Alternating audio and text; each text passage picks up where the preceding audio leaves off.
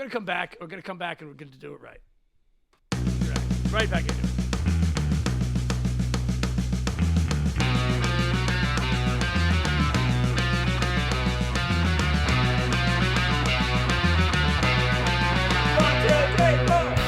Welcome to Punk's Talk Wrestling! On this episode, we regret our decision to take last week off as we attempt to catch up in the last 2 weeks of WWE heading into 2024's Crown Jewel.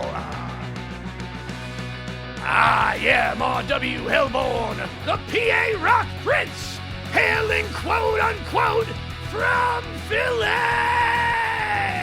And I am one half of the Crown, which is one half of your Punk's Talk Wrestling Inter-Universal Tag Team Podcast Champions of the world! Now, then, and forever by my side, 3,500 miles away in London, England. He is my tag team podcast partner. He is the other half of the Crown, which is the other half of your Punk's Talk Wrestling Inter-Universal Tag Team Podcast Champions of the world. Mr. Did You Know? Sir King of Reels, the proper prick, C.J. Newman!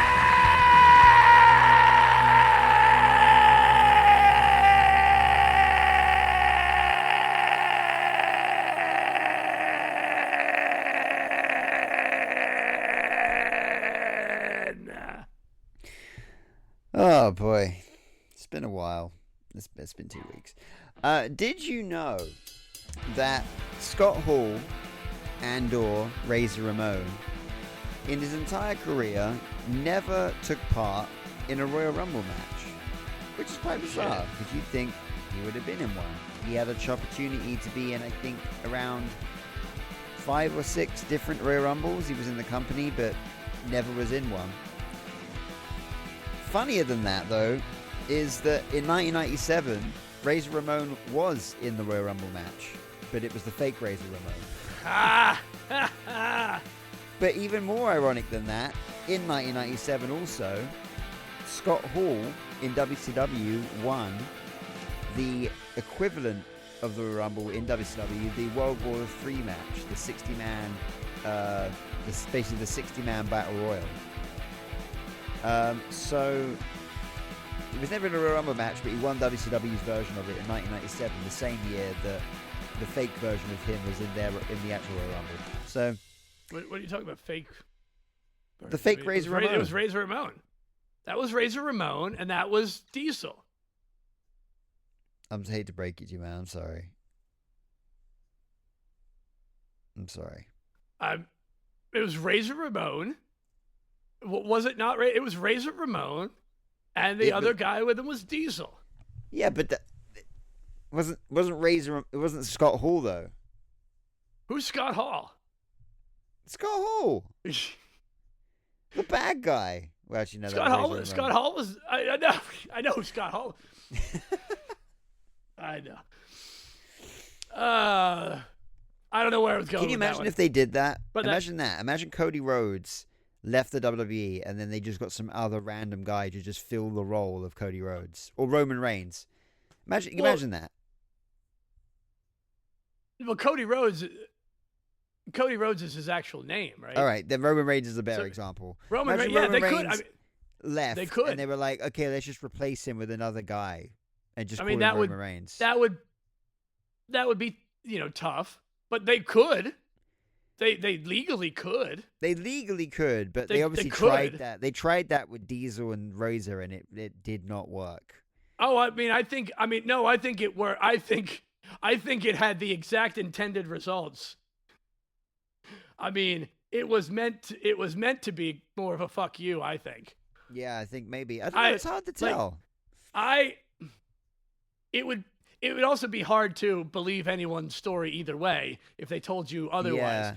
I think it was just a shot. I think not a shot. Yeah, I think it was just they did it because they could. I think and they it was did like, it to well, let's make see a point. if people care enough. Like, are these people like actors in a TV show that you can easily replace, or do people have attachment to the actual people who play them? And I think they really quickly found out that people have attachment to the people that play these. But that is also to the credit of the company and their decision to try things. Yeah, try things and see what happens instead of just, well, let's just rely on what someone else already did. Let's actually try to do something here with the opportunity. That was exactly it. They had an opportunity to see what would happen if they reused those. I mean, they had another Undertaker. They had a second. Let's not forget that they had someone else play another Undertaker. Oh yeah, but that was for a story purpose, though. All of the characters are for story purposes. You know what I mean? I know, but where's the line? That's what I mean. He hadn't left that's the company. line. That's the line. The fact was that no one. There was the line. The line is when it's the person. I mean, Doink the Clown there were 3 different people that played Doink. I think. Yeah, I guess. But they were distinctly different too. Like the rule with Doink. Yeah. Let's not forget as well. Kane was the fake Diesel. Yeah. Well, no, Kane was not. No, Kane was nothing. Kane was never anything but Kane. Glenn Jacobs was the fake Diesel. Yeah. Isaac Yankem. Yeah. Isaac Yankem also was not fake Diesel or Kane. No. Isaac Yankem. But see there, I mean, well, let's not talk about that. But yeah, I mean, no, you couldn't do it with Roman Reigns because people with I guess Diesel and Razor Ramon, they both have faces. I was going to say people with a face.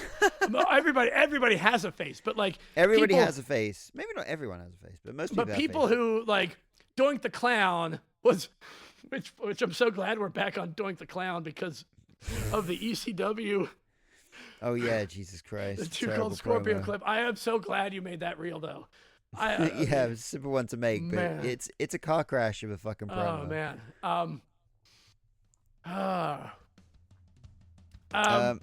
Where are we going with that? Oh, that was the Did You Know? Anyway, I didn't know that. Did You Know? And where we're going with that now is how's about we talk about everything that's happened? Everything that's happened. Just everything. Oh, really. Fuck yeah.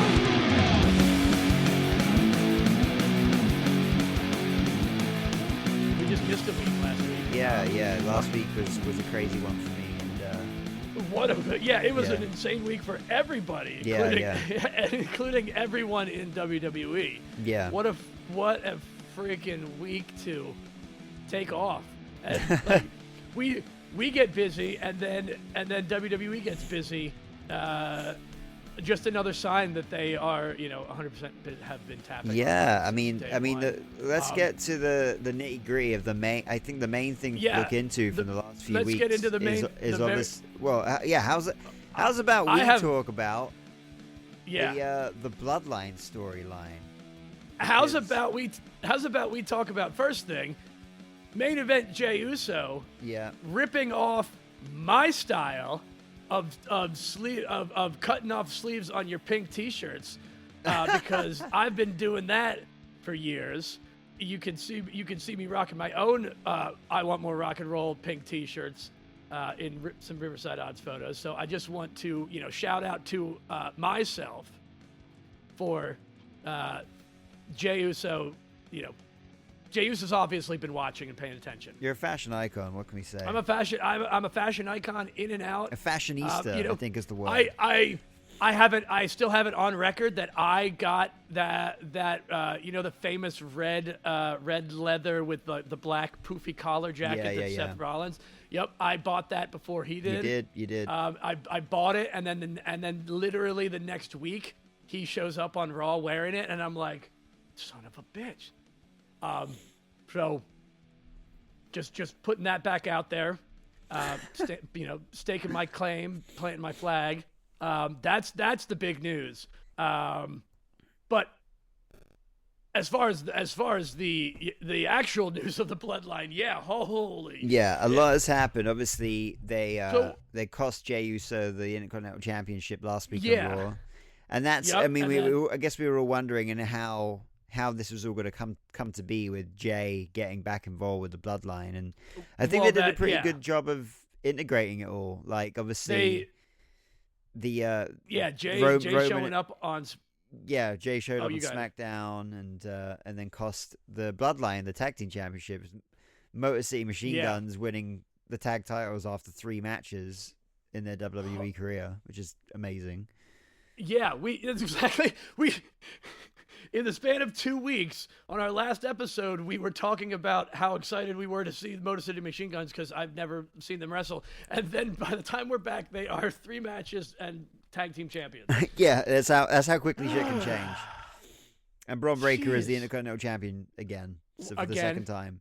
Yep. Yeah. Which makes, I mean, of course that makes sense. That it's beautiful storytelling. Of course, the people that are upset about it have every right to be upset about it. You're supposed to be upset about it. Exactly. I mean, I fucking love Jey Uso, and I'm bummed out he lost, but it makes all the story sense for him to lose that championship. Absolutely. So if you're mad about Jey Uso losing the Intercontinental Championship, then congratulations, you're winning. It worked. You're doing it. Be happy about yourself. You're right. You're doing it right. Yeah. I mean, we had obviously Jimmy and Jimmy telling Roman that they need Jey, and here we are. Yeah, and obviously, going back a little further than that, SmackDown the week prior, obviously, Jey was on SmackDown and got into Jacob Fatu's face a little bit. Oh, dude, yeah, that. I mean, we know we're gonna see that coming. Obviously, we're gonna see that coming. We're still steamrolling towards this paying off at War Games. Oh yeah, 100%. There's absolutely no unless there's some other insane swerve. But later on last night, I mean, that shit got interesting last night. That's for sure. Now, of course, we're sowing the seeds of Sami Zayn was talking to Solo Sikoa. Yeah, in the car there. But we have no idea. We don't have any idea what they were actually talking about. We don't even know. We don't know if Sami was the one that came up to him. It could have been Solo that came up to Sami Zayn. Yep. We don't. There is. I hope there's some fan footage maybe that showed what might have happened. That'd be cool. Some very, very appropriately, perfectly timed fan footage. Anyway, it's just wild because this storyline is like, you keep thinking it's cooling off, and then it really starts to fucking heat up again. It's so cool to see Sami Zayn back in this storyline once more, because we all loved Sami as part of the Bloodline. Of course, and all these people are involved. So many people are involved with this now. Like, well, I said it on the last pod. Like, everyone that's been involved in the Bloodline storyline has benefited from it. And look at Motion City. I keep saying Motion City Machine Guns. Why do I keep doing that? 2 weeks. Jesus. Motor City Machine Guns. Every time, even they have benefited from being involved in the Bloodlines. Anyone that's involved in the Bloodline storyline gets some sort of benefit from it. And yeah, I am just. Here's what I'm wondering. I'm wondering if this culminates in OTC Bloodline versus Wyatt 6. Because there's also something still going on with Roman. He's not like, he hasn't really, he's not sorry. He's still like in it for the glory, in it for the gold. Yeah. He's flat out said it. It will be interesting to see. Obviously, it sounds like Jey is going to have a face-off with Roman on SmackDown. That would be very interesting. With those two the night before Crown Jewel. Right. which we didn't get. We obviously are not going to get to. We didn't review an old Crown Jewel. Yeah, I mean that's fine. There haven't been that many of them, so. And we can talk about. We'll talk about this year's Crown Jewel and after next week. Next week, and we'll have plenty to talk about. With that. Yeah. But yeah, I mean it's very interesting what they're doing here, and I say it all the time. It's great that this is the level of storytelling that WWE are providing now. Like that little backstage segment where it's kind of like Jimmy and Jay having a conversation, and in the background you see Sammy chatting to Solo. Like that's fucking storytelling with dynamics. That shit's got layers to it, and that's what's so good. Man, when Jay told Sammy that you're not family, that was heartbreaking. Ooh. Like, he's not family, you're right, by blood, but like, it's Jay getting like slightly warped, his mind warped again by this whole bloodline thing. I feel. Well, you're seeing. Once again, the old Jey Uso. Yeah. Once again, we're seeing professional wrestling playing out essentially our society. Yeah. You see the parallels to him talking about you don't have to vote for a lesser of two evils, and that's not to get into American politics, but only from the framework of this is professional wrestling mirroring an American politics situation. Yeah. Within the bloodline, we have a fractured family of people on one side, people on the other side, and no one's perfect, no one's great. Everybody outside of the bloodline. The bloodline is the United States of America. Let's just throw it right. Let's just throw it right on there. That's a good point. That's a really good way of looking at it. The bloodline is from a standpoint of telling the story at a level of this is political theater. This is not just athletic theater. This is the bloodline has been for the last 4 years been rolling through everybody, fucking over everybody. Things that just mayhem and damage everywhere they go. Yes, like you said, everybody's better for it in the actual framework of wrestling. But this fractured family of half on one side, half on the other side, some of them don't want to have anything to do with it. Right. People outside of it saying, yo, man, just don't have anything to do with it. Like it is heated. It is, and it's over, and it's all consuming. Yeah. Just like American politics is pretty much all consuming across the globe. Anyway, that's all for that. That's how good the fucking stories are. That's how fucking deep they are. It's great, and it's obviously there were a lot of questions slowly getting answered. Like I wondered how Jay was going to get involved, since there's the whole Raw and SmackDown split. But I liked it the other week when Jay. When the new bloodline cost Jay the match. And you want to know why you love it so much? I think it's because I think it's the same reason that I do. It's good. Adam Pearce was on the phone yelling at Nick Aldis, telling him to control his roster, which I fucking loved. You're talking about from this Raw. Okay. Yeah. But I thought that was such a cool little small touch. Like that. I want to go back to last week's Raw. Right. Since we missed last week, because this is. I'm gonna queue up and post some music, because I think we need some music for a Punks Talk Wrestling Hall of Fame inductee. Oh, okay. Heels buying tickets to the front to be in the front row when they're banned from the arena. That's so fucking is great. One of my fucking favorite things. Yeah, they haven't done that shit in a while either. I know, they pull it out sparingly, but Solo Sikoa just walking up and been like, I bought tickets. I bought tickets to be here. And I was just like, yes, there it is. And I wrote that was the only note I made from that SmackDown from that Raw was heels buying tickets to be there. It's PTW fucking great. Hall of Fame it's nominee. Fucking great. Yeah. Yeah, I mean, yeah, they haven't done that in a while. I've seen that image so much in the last week of him just holding up the 2 tickets with the shitting grin on his face. It's great. It's just one of the best things. Yeah. But at some point we're gonna have to hold an official Punks Talk Wrestling Hall of Fame induction ceremony. Yeah, episode we've got to remember all of our inductees. There's not that many actually, but there's been a few. No, yeah, we'll have to. Yeah, I have to go back and think of what they were. I know title shots to the head is one of them. Yeah. That was the first. But yeah. There was one really good one. Shit, we'll have to. Yeah, we'll have to go back. We might have to call Danny, Special Counsel Danny the Brain Bauman. We might have to get him on that. Anyway. But yeah, this is it's lining up nicely. It's intriguing to see.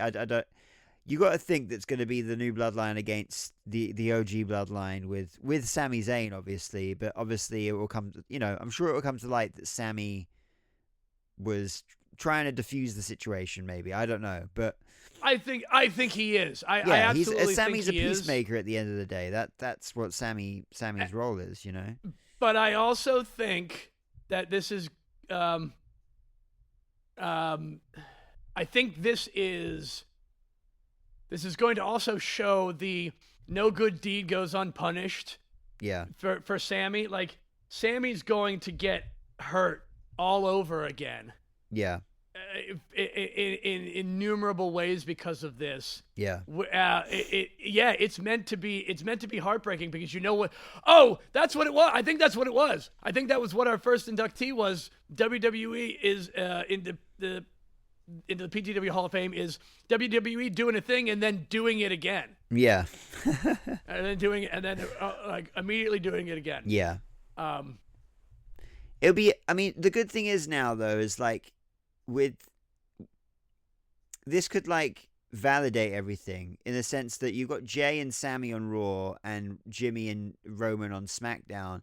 After War Games, like you could have this kind of like a one night only band reunion, and then Jay and Sammy go back on Raw, and then it'll. You can leave it on good terms. You can leave it all on good terms after that. That's the thing that's still so unclear is what are they going to do? Like you can't. Obviously, we're seeing some sort of communications between the GMs because they're allowing certain members to float back and forth for reasons. Yeah. But is this just going to be? Yeah, what are we going to do after Survivor Series? I mean, I guess it'll really be determined on because right what now the outcome is. It makes sense with what they're doing. Like Jay being on SmackDown, that was seemingly like an invite thing. Then you had the Bloodline turning up on Raw was obviously not planned. That's why Adam Pearce called Nick Aldis and told him to look after what your roster's doing. Keep your roster, yeah, keep your roster in check. And then obviously Jay's been invited to SmackDown, and obviously we've had the Gunther and Cody thing, like that. They're obviously leading to a match again. Right, it all makes those sense.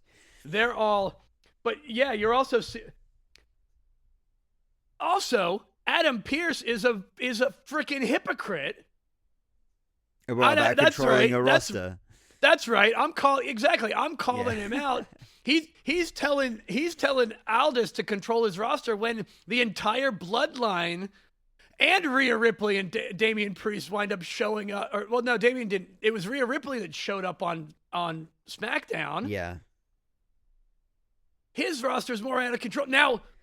Well, they are definitely. I don't know if you've noticed this, but they're definitely doing something there with the GMs because of course, because we've been calling this. Yeah, Adam Pearce can't control this fucking roster. Like but he's also stated that he's not trying to control his roster as much. Like he has come out and said that his roster is.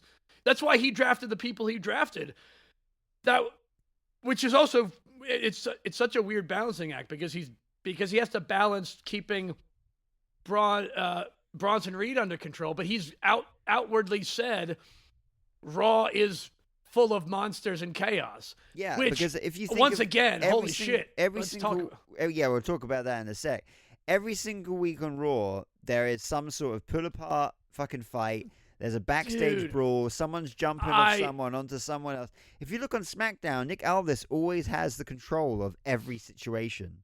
Like he does. At the end of SmackDown, when the tag team titles were going to be on the line, like he was out there officiating that. Anything backstage, nothing ends up in a brawl. He's always got control of the situation. I think we may see some culmination of that, or some definitive definitive push of it with Survivor Series as well. There is everybody wants to see them come to. Everybody wants to see Nick Aldis versus Adam Pearce. Yeah. Actually happen, because, well, the people that know that know who they are, like they've mentioned, they've brought it up, but there's a whole slew of WWE audience that has never seen them wrestle either. Yeah. Because remember, there's a lot of kids into WWE. This is the other side of this push. This is why don't be getting your hopes up that Raw is going to be some like swear, cursing and bloodfest stuff, because it's still geared towards kids. 100%. And I love the fact that we haven't seen blood since Hell in the Cell. Aside from the PLEs, yeah. Yeah, well, really since Hell in the Cell, we went, and I'm glad that we don't need to fucking you don't see need blood it all the time. That made sense for that storyline, you know? Yeah. Oh, fuck. All right, so I mean, there is what else is going on here? You see the bloodline has completely taken over everything. Oh shit, yeah, we got to talk about Dom. Dirty Dom getting a win over Damian Priest. Yeah, that's interesting. That's some great, that's just some great chaos, because that shit is still good. They're still going to continue that battle. Like that, nothing has been resolved yet. Obviously, it's not been resolved because we still don't have the Damian versus Finn face off. That Finn wins and is justified for.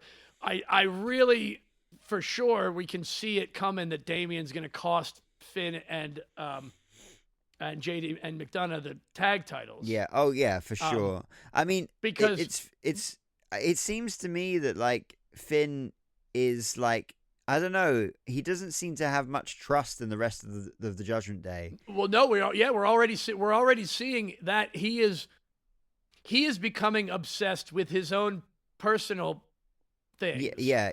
And he's not not the thinking best about the interest of group. everybody He's else. just thinking about himself. Yeah. It always, that kind of shit. It always comes back to.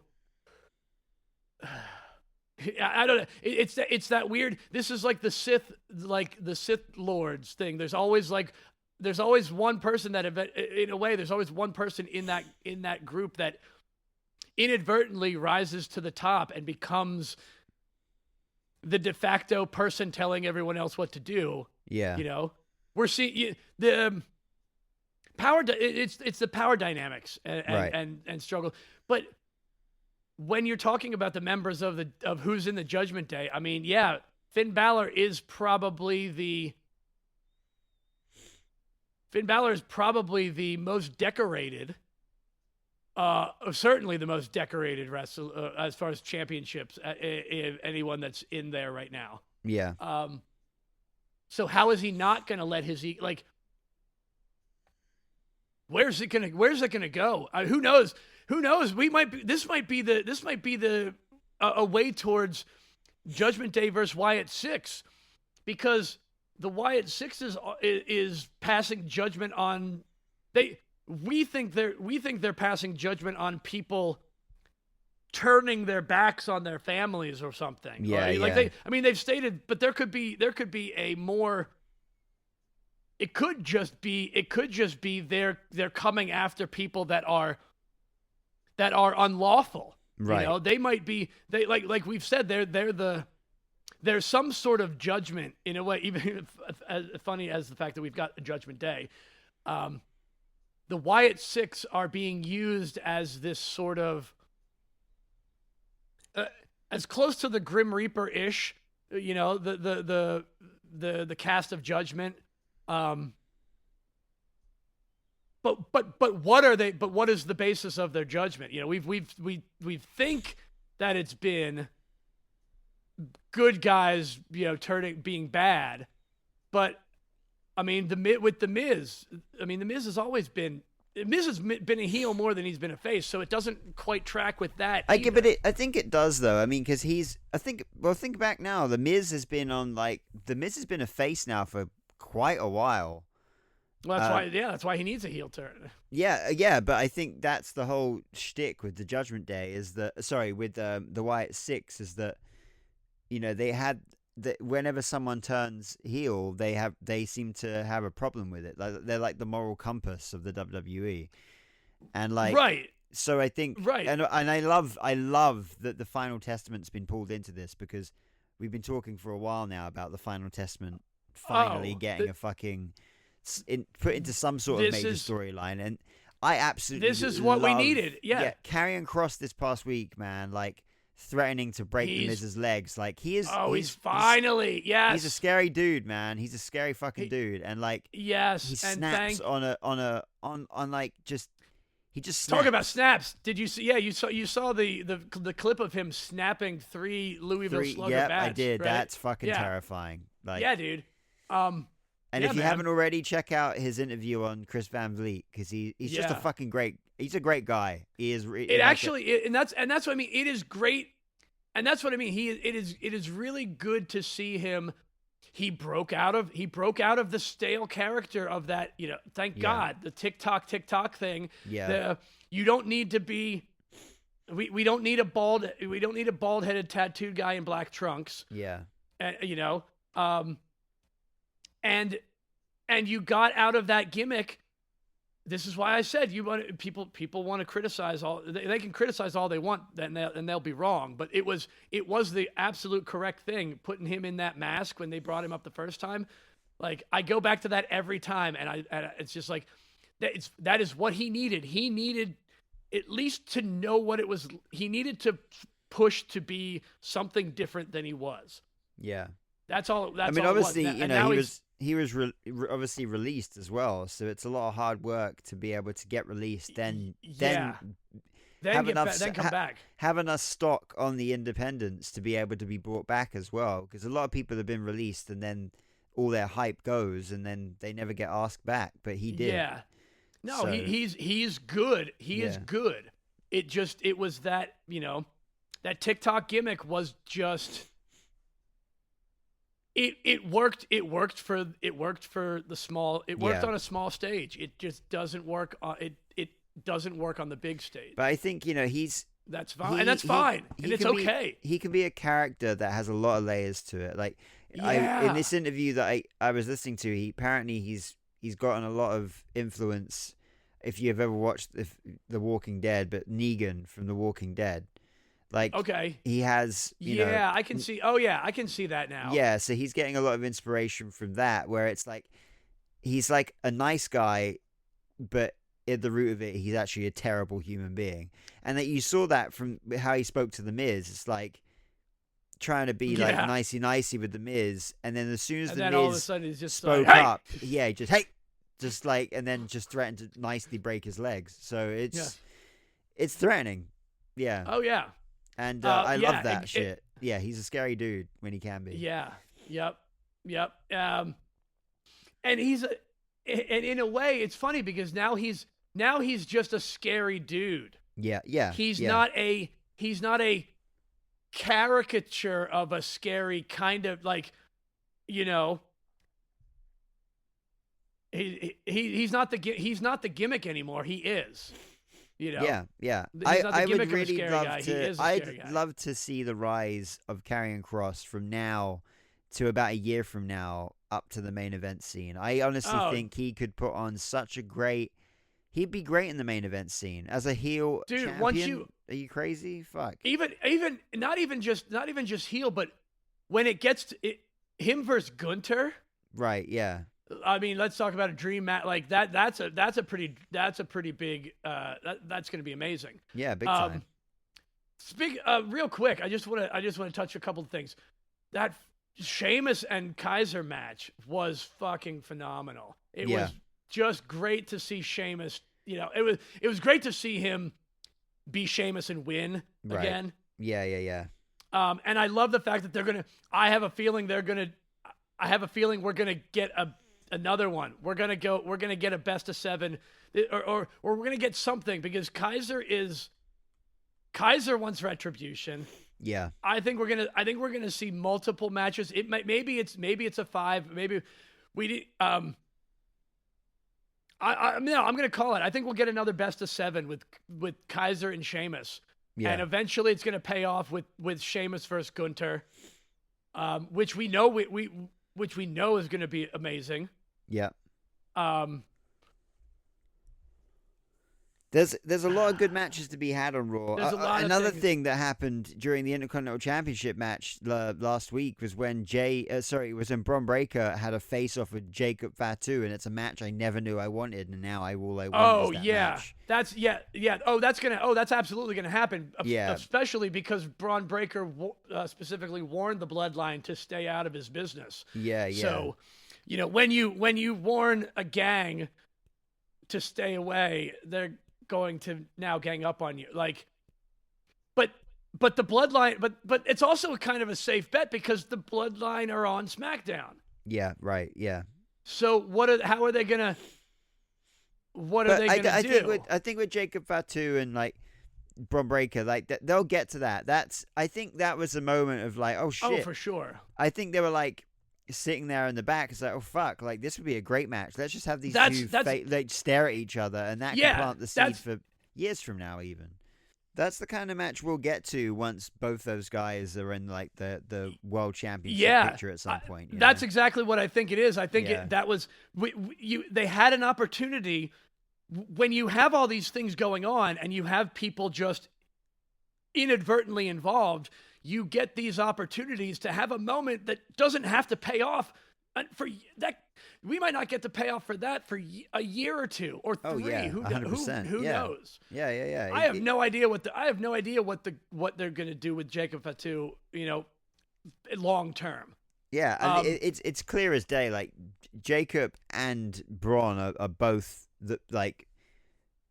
future big time players in the company for sure. Oh, for sure. I think Jacob Fatu as IC champion. I mean, this is what could happen. The next draft might find half of this new bloodline split up as well.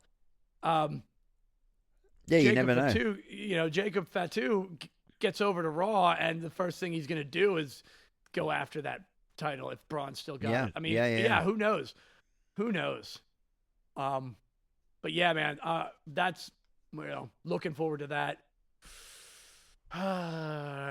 What else was happening this week? Last week, when we talked about Motor City Machine Guns, that Orton. So, okay, you know what? I mean, basically, at this point, the only things that have happened have led up to Crown Jewel. So why don't we? I was literally about to say, why don't we look at the card here and give our predictions?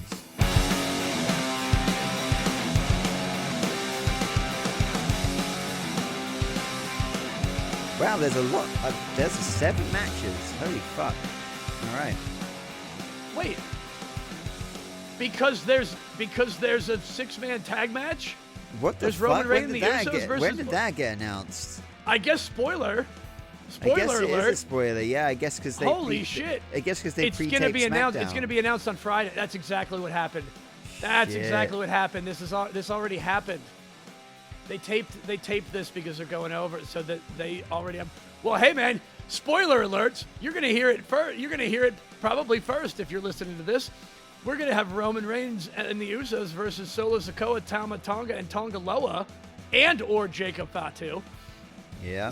So I guess it's going to be a decision of interesting who it's going to be. I mean, regardless, I'm is still looking forward to seeing what happens between Roman and Jay on SmackDown, because that's the only thing I just can't get.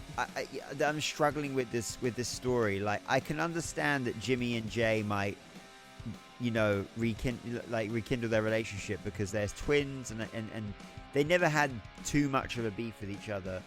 It's Jay. Jay's the one that had more of the beef with Roman. Roman mistreated him for a number of years. Yeah. So I'm interested to see exactly what is said between them. I don't want this to be.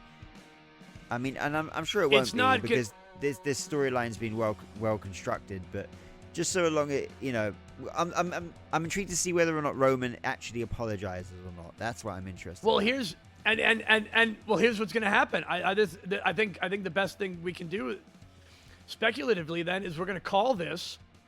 I'm gonna call it that Roman Reigns and the Usos are gonna lose. Yeah, because Roman won't have apologized properly.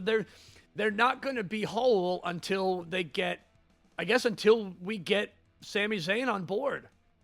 Well, I actually think that Sami will be the catalyst in this match, and I feel like Sami may come out to. Well, I think Sami might come out in this match, and you won't know exactly who he's there to help. That's very that. But I certainly think Roman Reigns and the Usos got to lose. Yeah. Oh yeah, they've got to lose. They've got to lose this. Yeah, they've got to. They cannot win until the very end. Yeah. That's it. That's I agree. it. I agree. Well, there it is. Well, damn. There's some spoilers right there. All right. I guess let's just go right. Let's go up from the bottom then. Yeah, I guess so, since you started there. Fatal 4-way tag team match for the WWE Women's Tag Team Championships. Yeah. First of all, what a great way to get even more women involved in matches in a Saudi match. Yeah, totally. Once again, I'm gonna say this because now this is now 8 plus the women's championship. Yeah, there'll be 10 women on this card. 1, 2, 3, 4, 5, 6.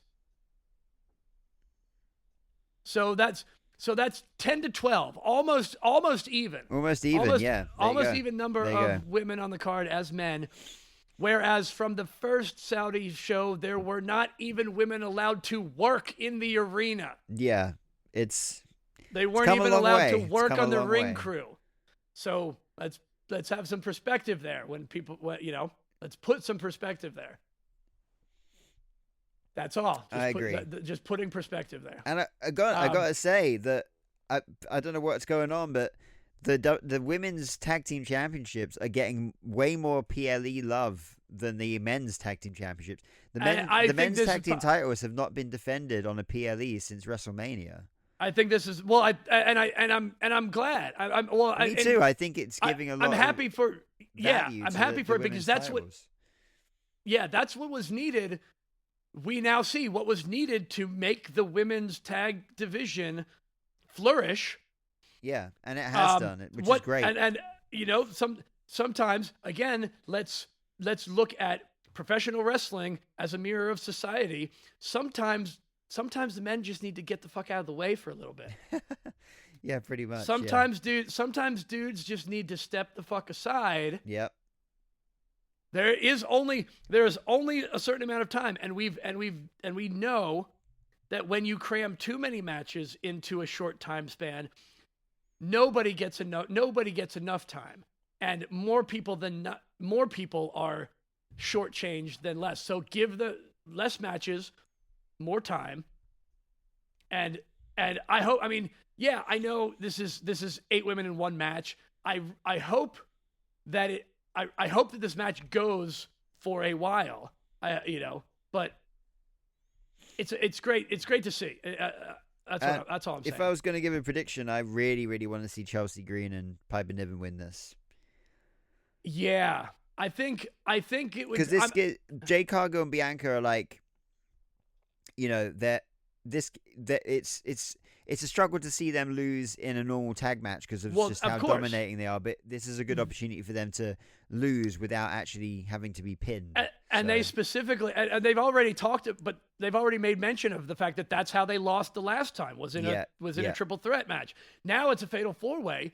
I love that idea too, because it is always a way to keep them strong and get the titles off of them. Right. Yeah. And whenever you need to go back, it's easy to assume that they can come back and snatch them up from anyone one-on-one at any point. Like, I'm having a hard time. I'm having a hard time. I think it should be Chelsea Green and Piper Niven. I know Lash Legend and Jakar Jackson are super on the rise, but I think that's all right though. I think they're gonna have the good showing, and they're probably gonna get screwed out of the win. Yeah, from Chelsea and Piper. It's either way. It's great for NXT to have a presence on a PLE. Because so this is what'll set up, because now Chelsea, if Chelsea and Piper are the ones that win, essentially costing Lash and Jakara the win, that easily sets up them calling them out and now bringing the women's tag titles down to an NXT match. Oh yeah. By the way, I really, really slept on it. I got to find out. There aren't any tickets left. I didn't know until, speaking of how busy it was, like, I had no idea Raw was even at Hershey Park. That's crazy. NXT is going to be at ECW Arena November 6th. I know. Yeah, they are, aren't they? Holy very soon. shit, man. Like, I got to figure out. I don't, if I can't get tickets, I'm probably just going to go there and stand outside and talk to people. You know? I'm probably gonna. I might have to do that. Why the fuck not? I don't know. Anyway, yeah, I think I'm with you. I'm calling Chelsea Green and Piper Niven. Sweet. Yeah, man. Moving on, you got LA Knight versus Andrade versus Carmelo Hayes for the United States Championship.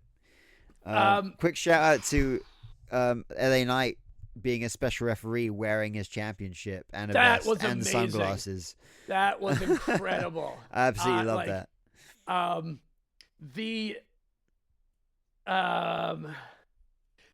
This is also kind of leans into why I think we could do a Sheamus Kaiser best of 7, is because LA Knight ruined the best of 7 for Andrade and Carmelo. Although I guess if either one of them wins, it could essentially set up the final match of the best of 7 being for the U.S. Championship. Yeah.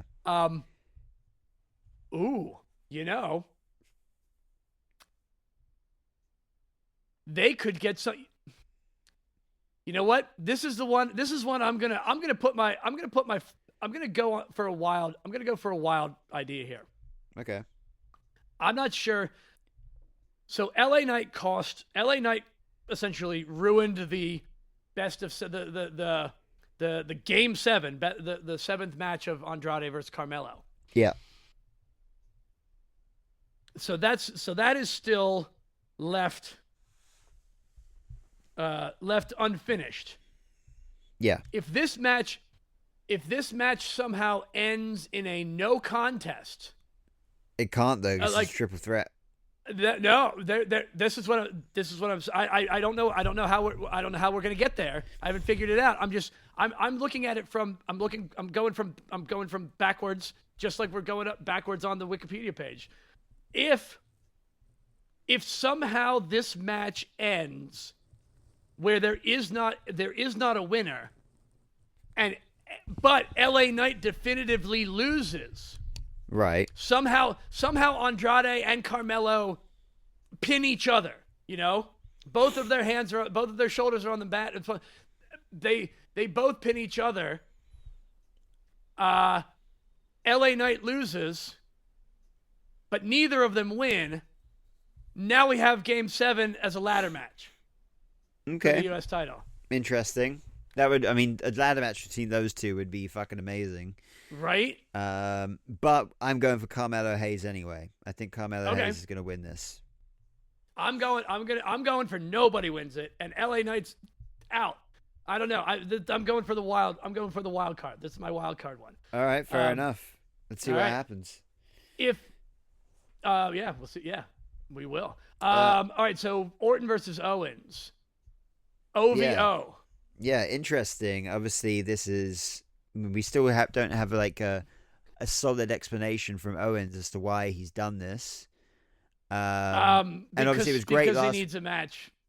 Yeah, but I loved last week seeing Triple H come out at the start of the SmackDown, or basically Randy calling him out, and saying God, that was great. That was really the well moment when he went over to him at Gorilla, and I was like, oh shit. And I because that's never happened. That never happened. You've never seen him say something like that, you know, and obviously you could see Triple H was visibly like shaking, like, dude, your music is on, you got to go. You know, that was just a nice little touch, man. Just a nice, like, that's a piece of cinema right there. That was coriander. That's what it was. That's the coriander. Yeah, #that's the coriander right there. Yeah. Anyway, Randy and Kevin Owens. Who's going to win this? Owens. 100%. Owens, of course. Yeah, 100%. Owens has got to because he has to. Because it's got to make Triple H's. It's got to make the entire thing about Triple H protecting Randy Orton seem correct, and it's got to make.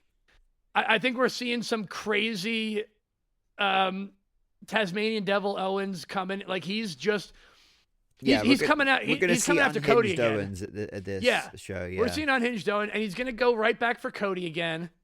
After this, now he's going to come back. Now he's going to come back after Cody with intent. Like, you know. Oh yeah.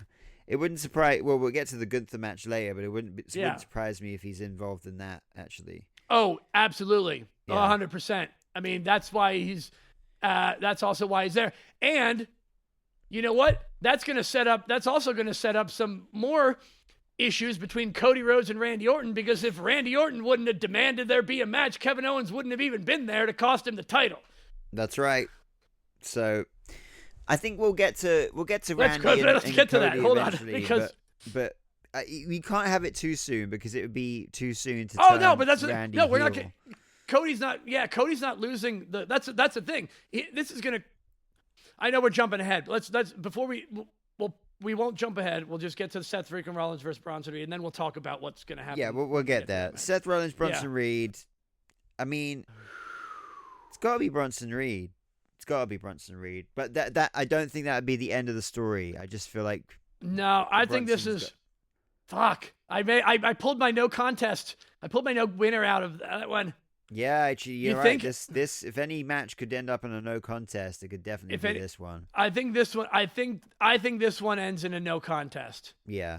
But there could be two no contests, because you know why? Because the other one can be a who was the winner, and it doesn't even get figured out until the Andrade, if what I think in my crazy head happens,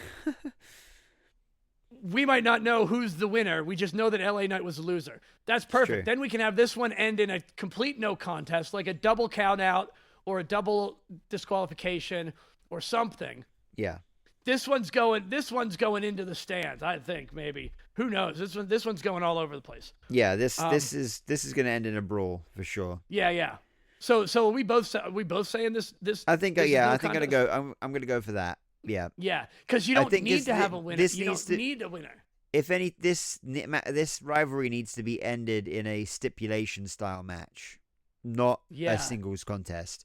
So I'm feeling that they might bring back, like, they might do a stretcher match or an ambulance match. It's been a while since we had any of those. Well, they just had an ambulance match in Halloween Havoc. Oh, really? I didn't even know that. Shit. Yeah. Well, you didn't have it. Yeah, you need to. You need to watch Halloween Havoc. Yeah, I do. I really do. We should. We might want to. Yeah, we might want to do a supplemental episode of just just talking about NXT. Yeah. After that, moving on, Liv Morgan versus Nia Jax for the inaugural WWE Women's Crown Jewel Championship. Nia, yeah, I'm going. I gotta go with. I think Nia Jax is winning this. Because what else is Rhea Ripley going to get involved? How else would Rhea Ripley get involved? Yeah. Unless true. I mean, well, I know who that. I feel like Liv Morgan, Rhea can get involved, causing Liv to win. Yeah, if I feel like Tiffany Stratton's gonna. I mean, she could possibly cash in here if Liv Morgan gets the win. Oh shit! And I think it's a really good spot for it to happen. What if she cashes in? What she cashes? Are you talking about her cashing in for the Crown Jewel Championship? No. For that's what I'm thinking. Nah, that's absolutely fucking pointless because this is not a championship that's going to be defended or anything. I don't think it. I think it is. No, dude, I think it is going to be defended. It's absolutely. It's not. It's not going to be defended. It's just. I don't.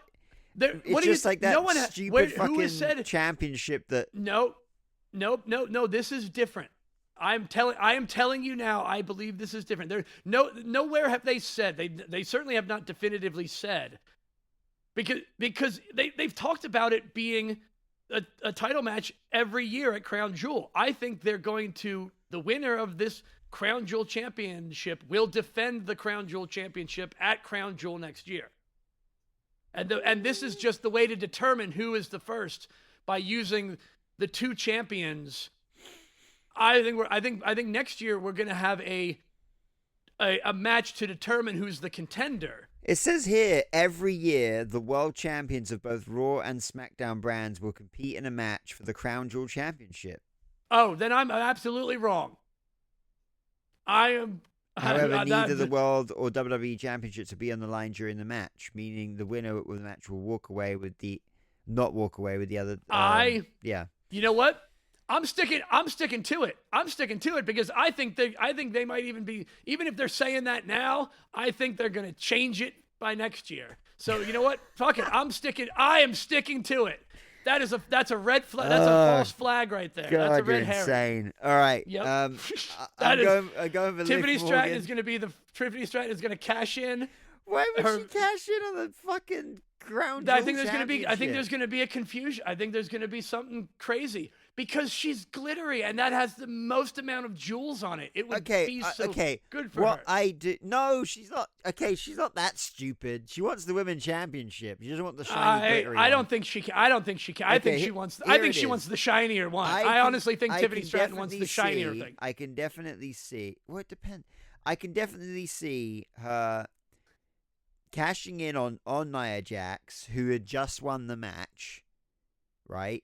Or Liv Morgan, it doesn't matter. One of the two, who had just won the match, and then you could have on Raw or SmackDown either champion be like, you didn't cash in on my women's championship, you cashed in on the Crown Jewel Championship.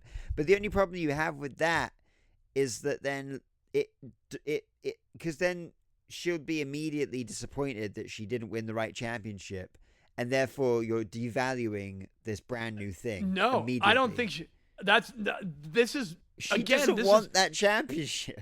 I don't think you can talk for Tiffany Stratton, CJ Newman. I don't think you know what Tiffany Stratton wants. Piece of shit. I'm so sick. Maybe if we would have gotten an interview with her before WrestleMania, we would have gotten more insight into.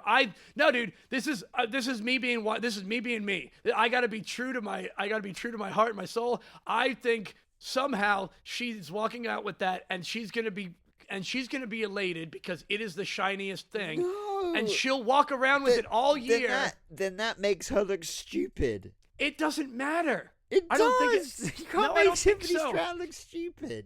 No, I don't think I don't think it's gonna make her look stupid. I think it's gonna make her look like she's valuing it. She's gonna make it look more important because she actually wants defended again. I don't think that matters. I still don't think it matters. I don't. This is what I'm going with. This is what I'm sticking with. Oh God, this is insane. All right. Yeah, that's why I gotta be true to my heart. We My agree to heart disagree. might not be right. You're insane. All right, so who who do you think is gonna win? I think Liv Morgan's gonna win the championship. All right, and then I think Tiffany Stratton's gonna cash in on Nia Jax, who just lost the match. Okay. Yeah. All right. I mean, I'd be fine. I'd totally be okay with that. Which is great. But you think Tiffany Stratton's gonna cash in on the Crown Jewel championship? I think Tiffany Stratton is gonna cash in on the Crown Jewel, especially if she comes out in Crown Jewel colors. If she's in like gold and like greenish greens and a little purple, I think. I'm also how annoying. I don't know. It's annoying me. Every single week on Raw and SmackDown, you see these two guys in suits carrying around this fucking championship. I love it. I fucking love it. I think it's so great. The visual of it's cool, but my question is like, where are you carrying it to when it's not even being shown on television anyway? It has to be within the possession of wherever either Raw or SmackDown is. I don't know. The reason is so that you can keep talking about it, so that it continues to piss off. But yeah, because it annoys people that hate it for stupid reasons. It annoys people that hate it for reasons that they think are valid reasons. It annoys people who don't like it for valid reasons. But it also it's so enjoyable for people like me who I love how much they're going out of their way to just ignore the negativity around the people's thoughts on it. I've got no problem with it. I actually not at all, man. I think it's great. I love it. I absolutely love it. I think it's way better than a trophy, and I think it's way better than a Greatest Royal Rumble. And even that I don't care. Like I don't hold things. I listen to Whiplash. I take the advice of Whiplash from Iron Man 2 when just don't get so attached to things. That's my new mantra. 2024 RW Hellborn is, whatever Whiplash. What would Whiplash do? What would Whiplash do? What would this villain from a 2005 movie do? Moving on swiftly. I don't know if it's 2005. That was a total guess. I think I'm totally wrong. I think you're. Iron Man it's probably 2. close. Iron Man 2. Let's find out right now. Just real quick before we carry on. It might have been 2008. 2008. It was 2008. 2008. Yeah. Nope, 2005 was 2010. 2010. Oh shit. Yeah. Was Iron Man 1? 2008 was Iron Man 1. 8. That's what it was. Yeah. Wow. Moving on. Gunther versus Cody Rhodes for the men's Crown Jewel Championship. I'm going Gunther at the cost of Kevin Owens, costing costing Cody. Yep. I think that's about it. I mean, that's pretty much where this is going to go. I just know it's going to be a banger of a match, that's for sure. Yeah. A match that all of us thought was going to be happening at Bash in Berlin back when it got announced, but we were very wrong. Right. Yeah. Holy shit. Yeah. Wait, who did Gunther face at Bash in Berlin? Damian Priest, where he won the championship. That's a complete... Oh, right. Hold on. Yep. I'm Is that going right? to check that. Jeez. How are we so bad at this thing? It's not even that long ago. I know. Oh, no. So much has happened. So many things have happened. No, he was already champion there. So he faced Randy Orton at Bash in Berlin. Oh, that's right. But yeah, he was already right. he was champion going into that. That was the event, That was the rematch because of his shoulders being up at King of the Ring. Yeah, right. Yeah, exactly. Also, I mean, this is just such a great. There's no reason for Cody Rhodes to win, right? There's no, he doesn't. Cody Rhodes should not win under all for every reason. Yeah, and it would be good for him to lose anyway because he hasn't lost in a while, and that's fine. Exactly. It's the only way and because his actual championship isn't on the line, he's still going to be safe. It'll be shenanigans, and some people will complain about the shenanigans, and they can complain on mute because on block. Gunther going from IC longest reigning IC champion, 666 days. Fuck yeah. Yeah. 666 days as IC champion, to King of the Ring, to World Heavyweight Champion, now to inaugural Crown Jewel champion, who will undoubtedly defend it next year. Hell, you know what? This is how maybe he'll still be world champion by next year. And so it will become a defense for him. Yeah, true. I can see him. I don't want to see Gunther lose that title for another 2 years. Even though it won't be defended. No, I mean the world heavyweight championship. Oh, the world heavyweight championship. If he continues to be the world heavyweight champion all through the year until next, he'll then still be the person. He would essentially be defending it. Yeah. He would be defending it while he also He had to qualify for it by remaining champion. Right. I get you. He doesn't even have to remain champion the whole time. He just needs to win it back again. That's true. He could lose it and win it back. Yeah. So, all right. So pretty much you and I are in agreement on everything except where I go wildly off the rails. Yeah, wildly. You're on completely different tracks in another country. Right. That's how far off the rails you are. This is when you like in video games where you like glitch off the map and you just like all of a sudden get jettisoned into this area. That's kind of where it's like the void. Yeah.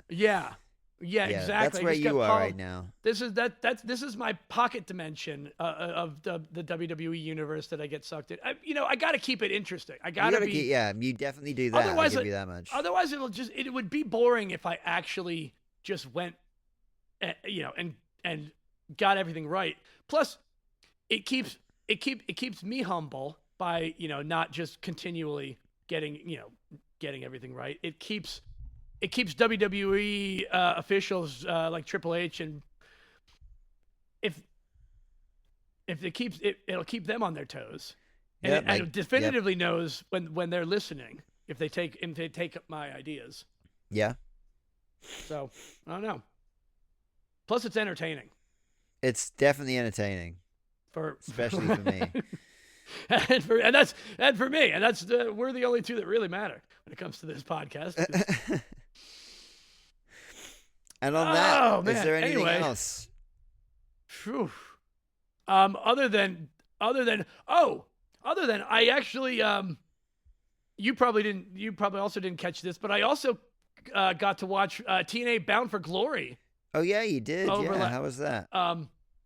Really, really good. Yeah, sweet. I didn't understand why some like Frankenstein guy had. I've seen bits and pieces of that. Yeah, that's a bit weird. 2 titles, and I'm not sure what the TNA social media championship. I guess that's like the TV championship. It's like a modern day version of the TV championship. Yeah, I guess so.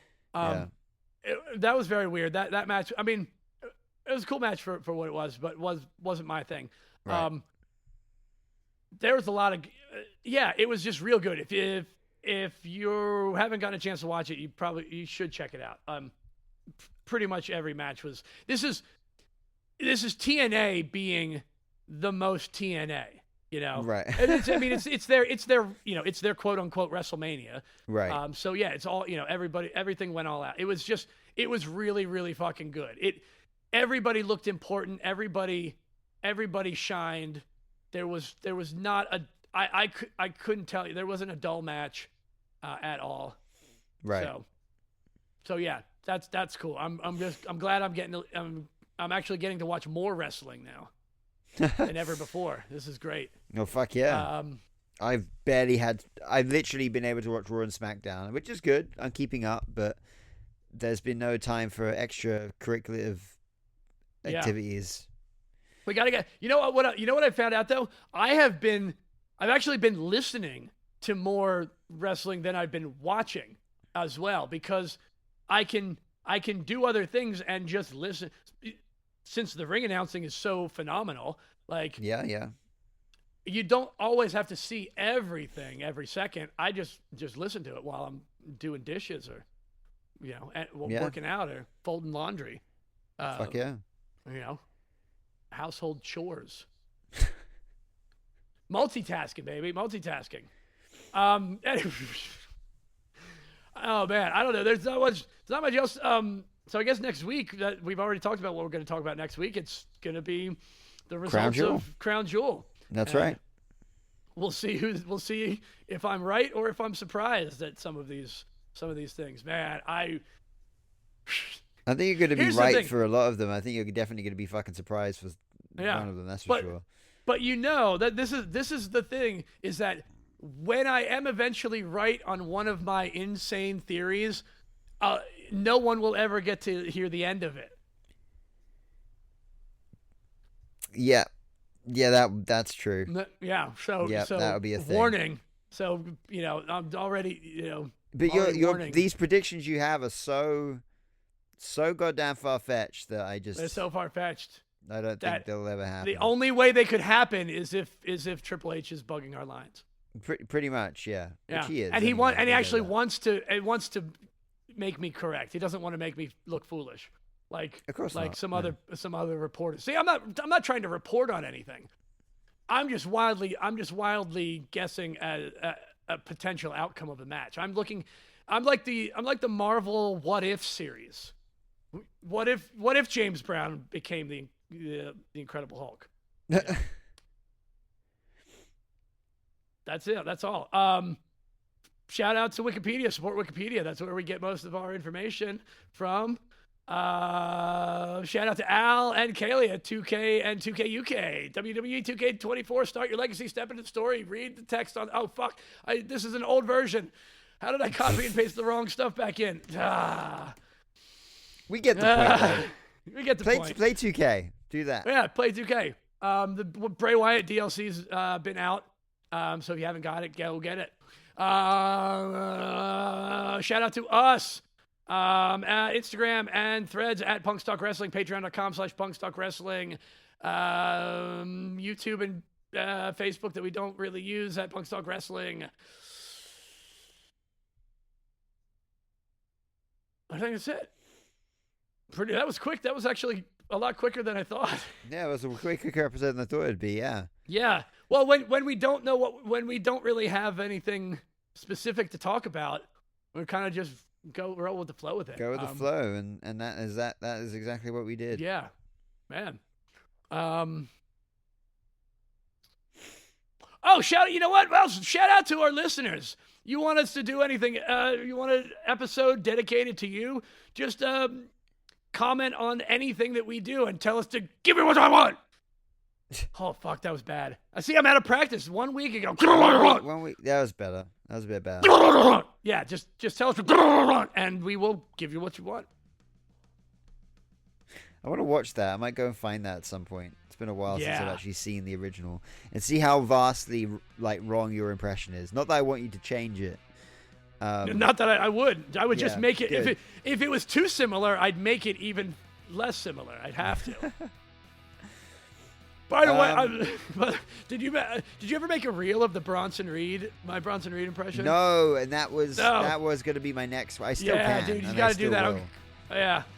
Shout out to you though, King of Reels. That freaking band moves reel continues. Yeah, it's crazy. It won't stop. It's like now it's just like a steady it's like a steady nice stream. It's and it's still gaining us fucking followers as well. Yeah. It's wild. And I love it. We were getting loads of followers last week off the back of that fucking post. So yeah. Thank you again. Yeah, shout out to all of our new followers. If you're following us on social media, and hopefully that translates to you listening to the podcast. Yeah. Yeah. So we told you to tell us. Jesus, I'm done. Let's just end it. Are we done? I think we probably should have been done. I'm gonna go now.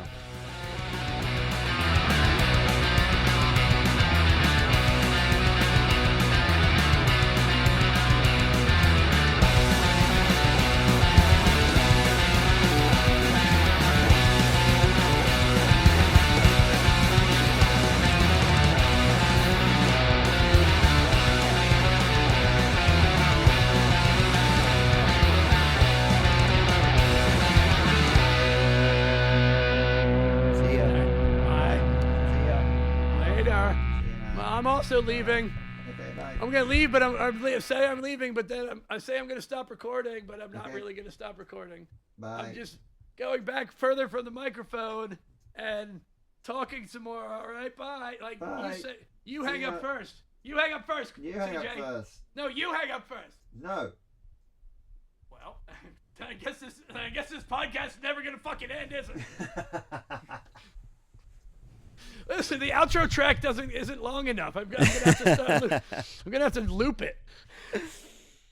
Oh Lord. We need like the 15-minute version of our intro theme. By the shit! way, I just saw that the 6-man tag Bloodline thing, it got announced on WWE's Instagram page 17 hours ago. Oh shit! Okay. Yeah, so it's a thing. Well, there you go. Yeah. All right. Well, you know what? We still saw it first. Yeah, we did. Fuck it.